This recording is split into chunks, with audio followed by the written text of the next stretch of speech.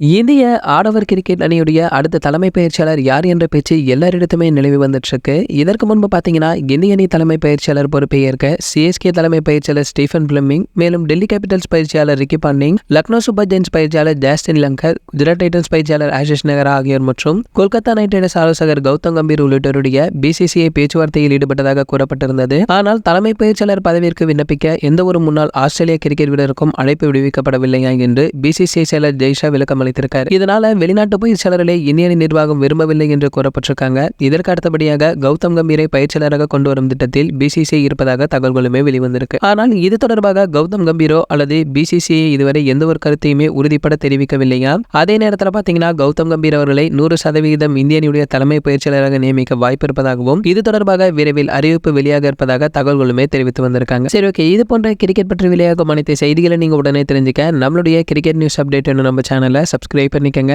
பக்கத்தில் உள்ள பெல் ஐகானை கிளிக் பண்ணிட்டீங்கன்னா நீங்க நம்ம வீடியோவை மிஸ் பண்ணாம பார்க்கலாம்.